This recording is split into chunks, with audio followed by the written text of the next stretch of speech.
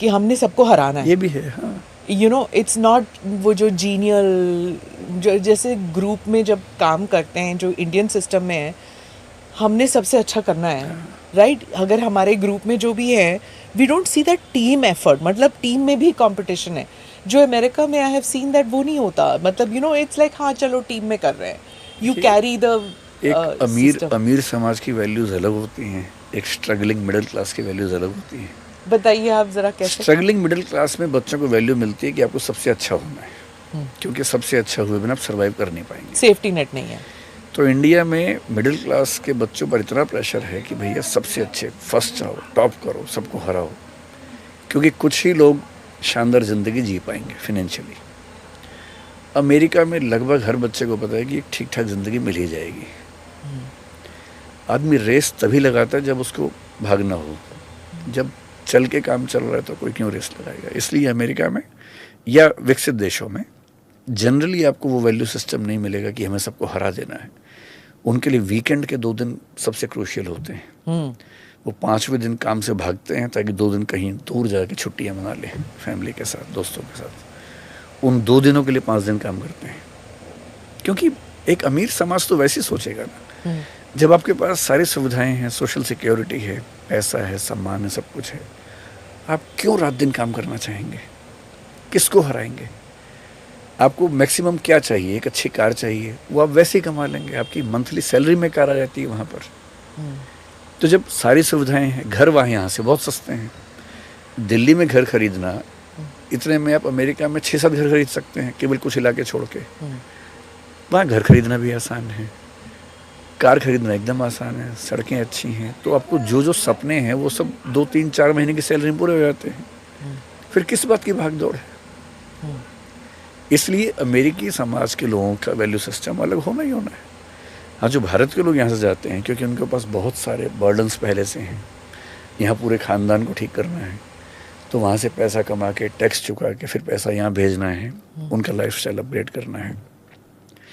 लेकिन जो next generation आती है वहाँ पर, यहाँ से जो लोग गए हैं, उनके जो बच्चे वहाँ पैदा होते हैं, आप देखेंगे उनका भी वैल्यू सिस्टम लगभग वैसा होने लगता है।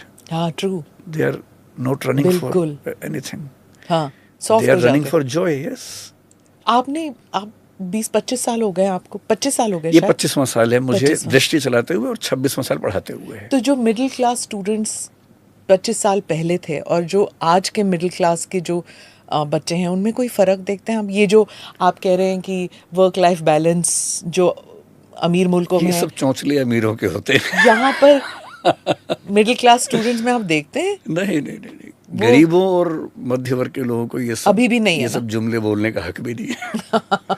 देखिए, वर्क लाइफ बैलेंस एक एलीट कॉन्सेप्ट है जो कि अच्छा है, एक समय के बाद आना भी चाहिए दिमाग में। एक गरीब आदमी कैसे वर्क लाइफ बैलेंस करेगा? मिडिल क्लास का आदमी जिसके सपने बड़े हैं, अगर वो कहे कि मैं वीक में 5 दिन काम करूंगा, 8 घंटे ही काम करूंगा, 40 घंटे का वीक चाहिए, तो मिडिल क्लास में ही ज़िंदगी भर रहेगा। अगर आपके सपने बहुत छोटे हैं तो आप वर्क लाइफ बैलेंस मैनेज कर लीजिए। मैं तो एंटरप्रेन्योर हूँ, मैं तो वर्क को ही लाइफ मानता हूँ, इसलिए मुझे वर्क और लाइफ में इतना गैप नज़र नहीं आता। आपके कोई सैटरडे संडे नहीं है? मेरे सभी डे सैटरडे संडेज हैं, और सैटरडे संडेज भी मेरे वर्क डेज हैं, तो आई एन्जॉय वर्किंग। तो अब क्योंकि मैं जिस लेवल पे हूँ वहाँ मेरे लिए छुट्टी मैनेज करना बहुत मुश्किल नहीं है, मैं मैनेज कर सकता हूँ जी। लेकिन कम से कम 10-15 साल ऐसे थे जब छुट्टी नहीं मिलती थी मुझे। मैंने 7 डेज काम किया है, मेरे परिवार ने मेरा साथ दिया है, परिवार ने भी काम किया है साथ साथ, तो हमें कभी ऐसा लगा नहीं कि वर्क लाइफ बैलेंस बिगड़ गया हमारा। और एंटरप्रेन्योर होने, जैसे आप भी, to the best of my knowledge, आप भी एंटरप्रेन्योर हैं। I don't think I have had at least starting के 20-25 साल में मैंने कभी ना फोन ऑफ किया, ना not available on Saturday Sunday, ये कभी होता नहीं था। आई थिंक खैर ये तो हम अब भी नहीं करते हैं, अभी नहीं करते। That's true. तो हाँ, मैं सैटरडे संडे को वो काम कर लेता हूँ जो ऑफिस के लोगों के साथ नहीं करना होता है, क्योंकि वो छुट्टी पे होते हैं सब लोग, मैं नहीं होता हूँ छुट्टी पे। तो जब स्टूडेंट्स आपसे पूछते हैं वर्क लाइफ बैलेंस के बारे में, आप क्या कहते हैं? नहीं, मेरे स्टूडेंट्स कभी नहीं पूछते। नहीं, उन्होंने आज तक नहीं पूछा। हाँ, क्योंकि वो तो स्ट्रगल कर रहे हैं, तैयारी कर रहे हैं, उनको भी कहाँ इन सब। प्रोफाइल क्या होता है? Lower middle class, upper class, कौन आते हैं आपके पास? 3 साल पहले तक हम लोग सिर्फ हिंदी मीडियम में पढ़ा रहे थे, अब हम इंग्लिश में भी हैं। तो इंग्लिश मीडियम में मिडिल क्लास सबसे ज़्यादा है, अपर मिडिल थोड़ा सा है, लोअर क्लास कम है। सरप्राइजिंगली बहुत सारे ऐसे बच्चे आते हैं जिनके पेरेंट्स आईएएस हैं, सेक्रेटरी हैं, डीजीपी हैं किसी स्टेट में, उनके बच्चे पढ़ते हैं। तो आजकल मैं उन पेरेंट्स से भी बात करता हूँ जो लोग खुद सिविल सर्वेंट्स रहे सीनियर लेवल पे। हिंदी मीडियम में ऐसे प्रोफाइल के बच्चे नहीं आते।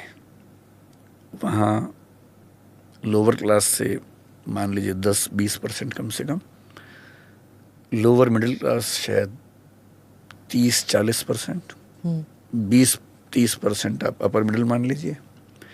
रेयरली कोई बच्चा अपर क्लास से आता होगा, बहुत कम। हालांकि आपकी एजुकेशन जो है वो इंग्लिश मीडियम में हुई थी। मेरी यहाँ आपकी इंग्लिश मीडियम में हुई थी, लेकिन आप you shifted to Hindi medium. मैं 10वीं क्लास तक हिंदी मीडियम से पढ़ा हूँ हरियाणा में। 11वीं 12वीं और ग्रेजुएशन इंग्लिश मीडियम से मैंने किया। 11वीं 12वीं मैंने कॉमर्स अकाउंटेंसी पढ़ा, बीए ऑनर्स हिस्ट्री में किया।